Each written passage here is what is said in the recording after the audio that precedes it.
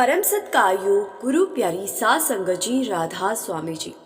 संगत जी, कल हजूर जी ने हरियाणा में दर्शनों की बौछार की थी और आज हजूर जी ने पंजाब में दर्शन दिए। हजूर जी ने आज जलंधर में एक बात पर इतनी जोर से हंसी की कि पूरे पंडाल में हंसी गूंज गई जी। किस बात पर हजूर जी इतना प्रसन्न हुए? हजूर जी कितने बजे जलंधर पधारे? संगत इंतजार में किस तरह भावुक होकर रोने लगी। आज सब कुछ आपको मैं विस्तार से बताऊंगी जी। और साथ ही आज 25 नवंबर के बिल्कुल नए जलंधर में हुए आज के सवाल जवाब भी शेयर करूंगी जी।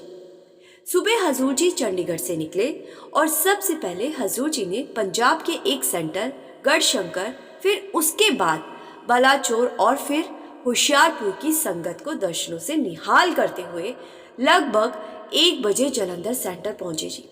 कल भी हजूर जी ने 6 सेंटर कवर किए थे जी और आज 4 सेंटर हजूर जी ने कवर किए।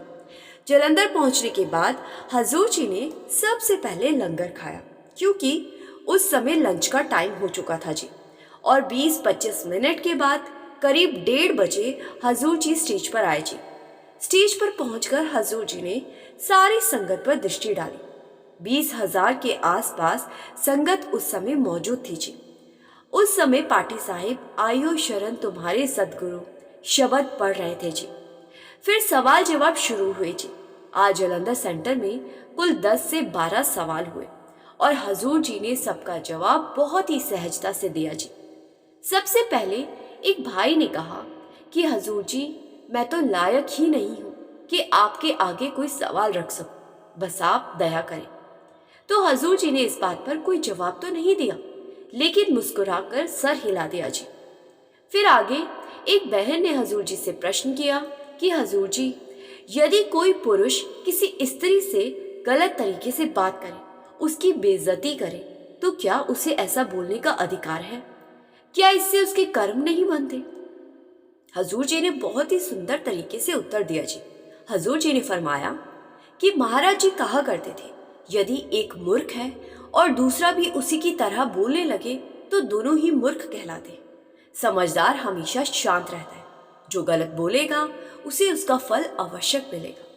हम सोचते हैं कि शायद वो बच जाएगा, लेकिन ऐसा हो ही नहीं सकता कि वो बच जाए। सृष्टि का नियम है, गलत करने वाला हर हाल में भुगतेगा ही।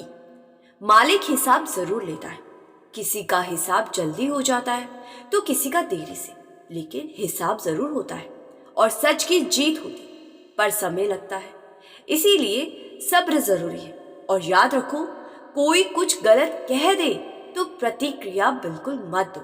रिएक्ट करोगे तो सामने वाले को ही मजा आएगा और उसे और मौका मिलेगा। इसीलिए शांत रहो, चुप रहो। वो तो चाहता ही है कि आप रिएक्ट करो, लेकिन आपको शांत ही रहना है। फिर आगे एक बहन ने हजूर जी से सवाल किया कि हजूर जी, मैं बहुत रोती हूँ। आपकी और बाबा जी की तस्वीर देखते ही रोना शुरू कर देती, मुझे नींद भी कम आती। अब हजूर जी मुस्कुराकर कहने लगे कि हमारा जिनके साथ लगाव होता है बेटा, उनको देखकर अक्सर आंसू निकल जाते, इसमें घबराने की जरूरत नहीं है। फिर हजूर जी ने आगे फरमाया, अगर आपको नींद कम आती है तो ये तो अच्छी बात है ना। जब नींद कम आए तो मालिक के ध्यान में बैठ जाया करो। फिर एक भाई ने हजूर जी से एक सवाल किया, हजूर जी, क्या सत्संगियों पर समस्याएं ज्यादा आती है? क्या उन्हें ज्यादा कर्म भोगने पड़ते? अब हजूर जी ने बहुत ही सरल ढंग से समझाया जी। हजूर जी ने फरमाया, हर इंसान की जिंदगी में उतार चढ़ाव आते हैं, ये कोई नई बात नहीं है। कर्म हर किसी को भोगने पड़ते हैं, चाहे वो कोई भी हो। इसमें सत्संगी या गैर सत्संगी वाली कोई बात ही नहीं है। कर्मों का नियम अटल है।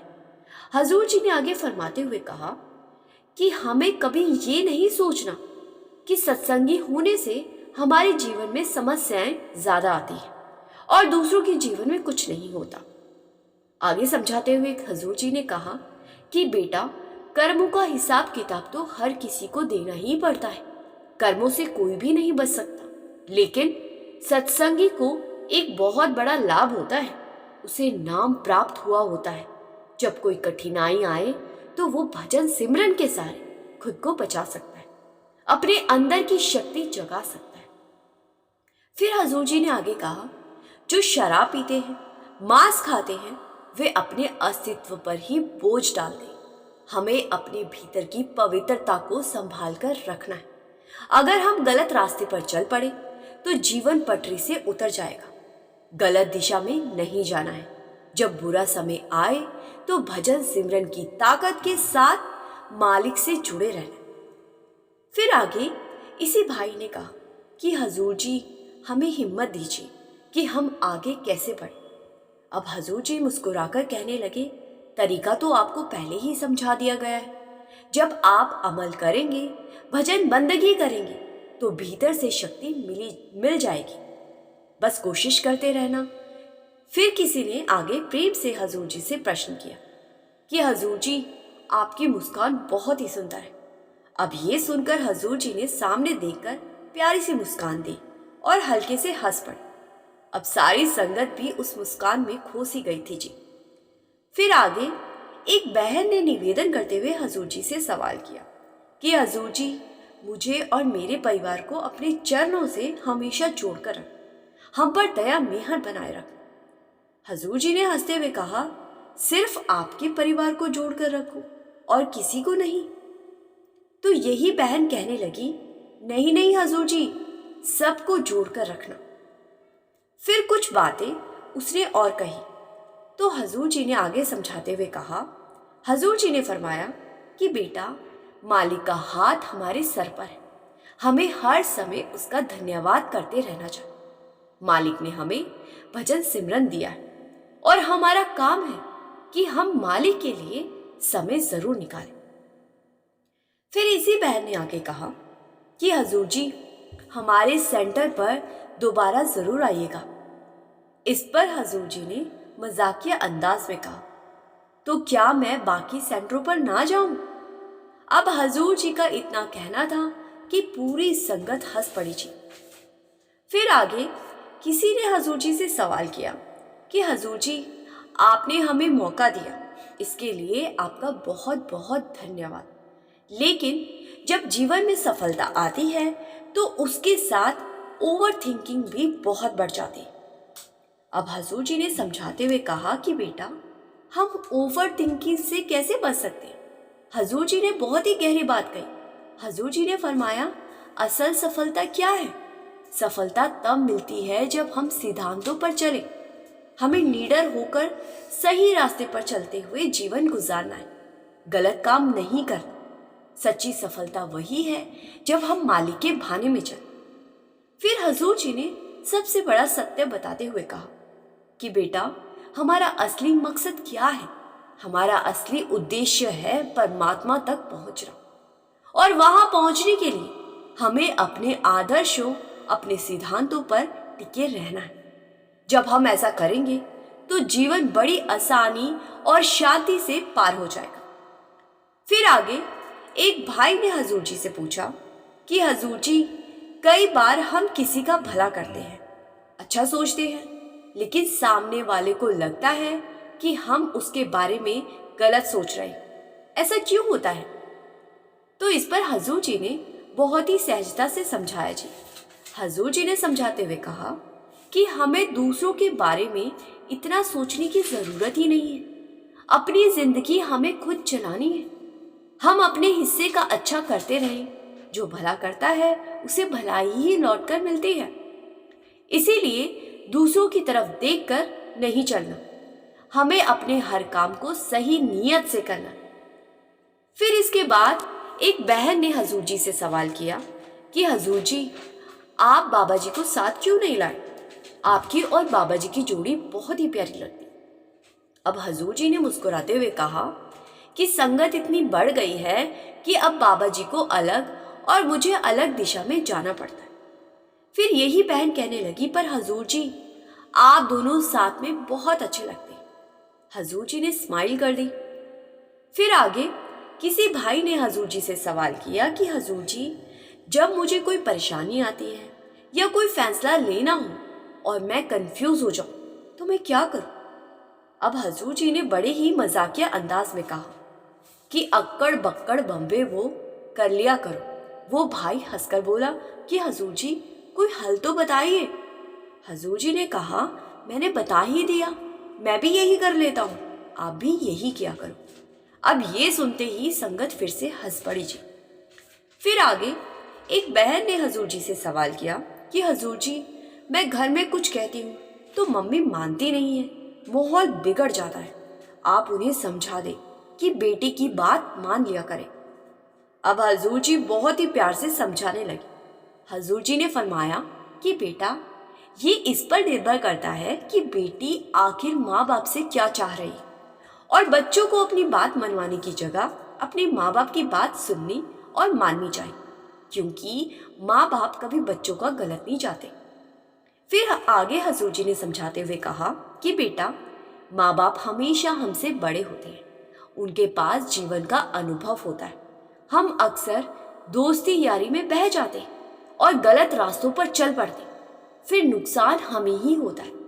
इसलिए बेटा सोच समझकर चलना चाहिए, वरना कर्मों का हिसाब बाद में भारी पड़ता है। फिर इसके बाद हजूर जी ने बड़ी ही गहरी बात कही जी। हजूर जी ने फरमाते हुए कहा कि इन सब चीजों से बचकर रहना है, मालिक के भाने में रहना है, मालिक के भाने में चलना है और फैसला सोच समझ कर करना है। फिर आगे एक बहन ने हजूर जी से सवाल किया कि हजूर जी मेरी शादी है, क्या आप मेरी शादी में आएंगे? अब हजूर जी मुस्कुराए और मजाकिया अंदाज में कहने लगे, फिर तो मुझे सभी शादियों में जाना पड़ेगा। सब कहेंगे आप उसकी शादी में गए तो हमारी शादी में भी आओ। अब ये सुनकर संगत बहुत हंसी थी जी, और पूरा हंसी का माहौल बन गया था जी। फिर हजूर जी ने आगे कहा, क्या तुमने मुझे किसी की शादी में देखा? तो हजूर जी का इतना कहना ही था कि पूरी संगत हंसी से भर उठी जी।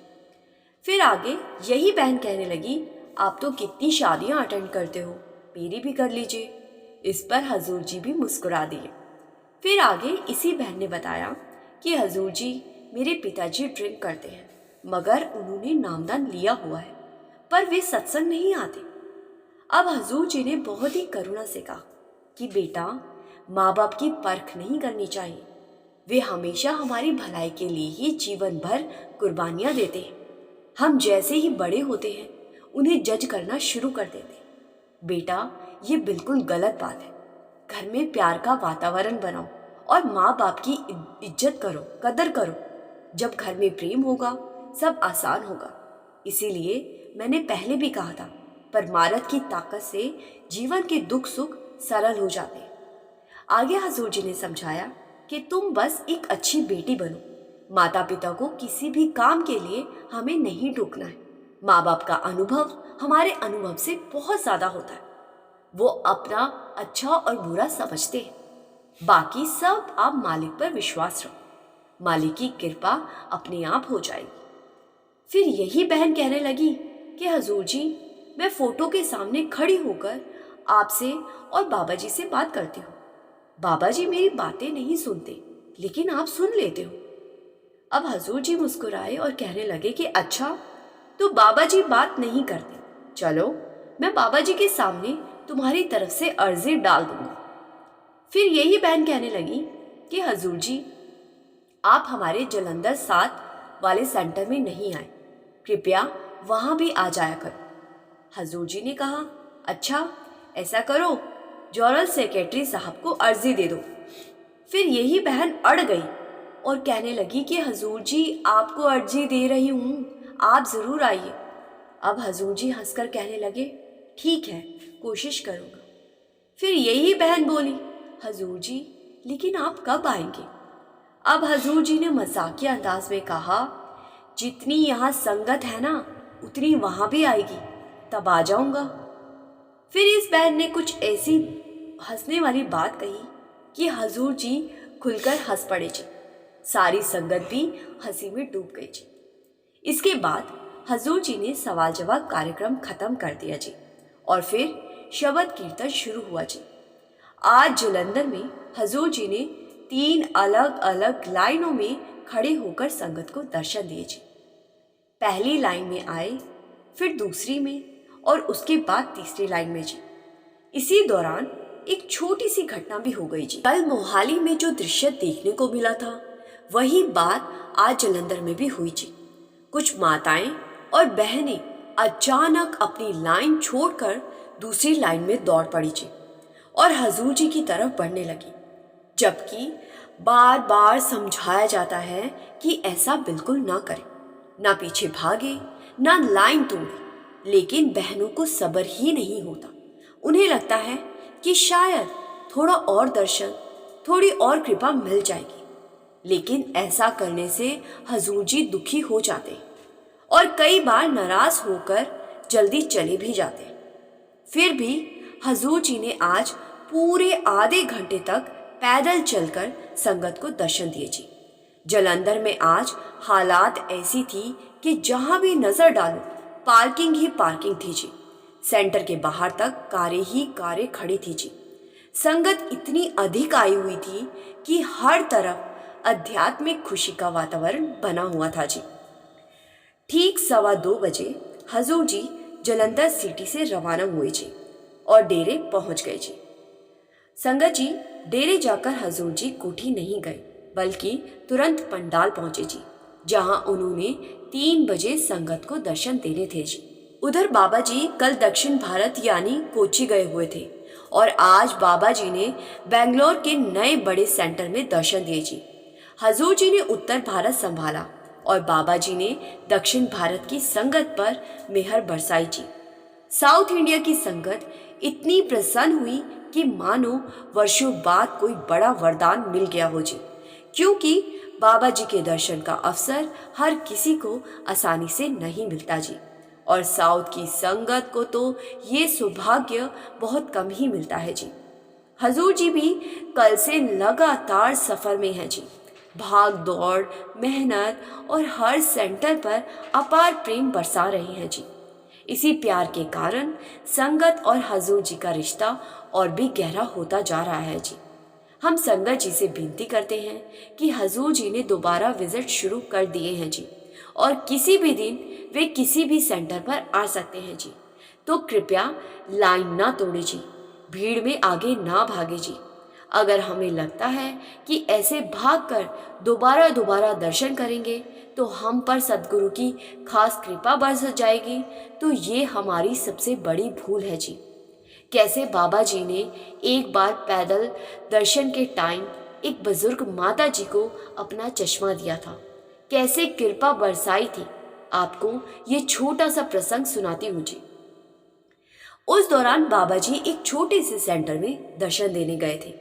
बाबा जी की विजिट की जानकारी बाबा जी के पहुंचने से 1 घंटा पहले ही वहां की लोकल संगत को दी गई थी जी, और जिस वजह से संगत सत्संग घर पहुंचने लगी जी। और संगत में एक बुजुर्ग माता जी भी अकेली वहां पहुंची थी जी, लेकिन वो जल्दबाजी में अपना चश्मा लाना भूल गई जी और चश्मे के बिना उन्हें दूर की कोई भी चीज धुंधली दिखाई देती थी जी। लगभग 20,000 के आसपास संगत को सेवादारों ने लाइन में बिठाया और बाबा जी ने पैदल दर्शन देने शुरू कर दिए जी। जैसे आज जालंधर में हुआ जी, वैसे ही उस दिन भी कुछ बीवियों ने किया जी। वो बाबा जी को देखकर अपनी लाइन से उठकर कभी आगे जाती तो कभी दूसरी लाइन में जाती जी। और वो जो बुजुर्ग माता जी थी वो अपनी जगह से बाबा जी के दर्शन ठीक से नहीं कर पा रही थी जी, क्योंकि एक तो उनके पास चश्मा नहीं था और दूसरा वहाँ की बीवियाँ बार बार आगे पीछे भाग रही थी जी। संगत जी, बाबा जी सब कुछ सहजता से देख और समझ रहे थे। फिर बाबा जी उस बुजुर्ग माता जी के पास रुके और माता जी को अपना चश्मा दे दिया और कहा, ले माई, अब ठीक से तुझे सब कुछ दिखेगा। अब ये दृश्य देखकर वहाँ की संगत हैरान हो गई जी। और फिर बाबा जी ने जब दर्शन दे दिए तो संगत को समझ आया कि ऐसे आगे पीछे भागने से कुछ नहीं मिलने वाला जी। बाबा जी ने उस बुजुर्ग माता पर कृपा करनी थी, तो बाबा जी खुद ही उसके पास चले गए जी। तो संगत जी, इस प्रसंग सुनाने का यही मतलब है कि सद्गुरु के पीछे ऐसे दौड़कर हम जबरदस्ती गुरु की कृपा तो नहीं पा सकते। हाँ, लेकिन नाराजगी जरूर पालेंगे। इसीलिए बार बार संगत से विनती की जाती है कि दर्शनों के टाइम अपनी अपनी जगह पर बैठे रहिए जी, और दूसरों को भी परेशान मत कीजिए जी। संगत जी, अब हम इस वीडियो को यहीं विराम देते हैं जी। संगत जी से मेरी विनती है जी कि कमेंट में एक बार राधा स्वामी ज़रूर लिख दीजिए जी, और संगत के अपने इस चैनल रूहानी सफ़र को सब्सक्राइब करना मत भूलिए जी। गुरु प्यारी सात संगत जी, राधा स्वामी जी।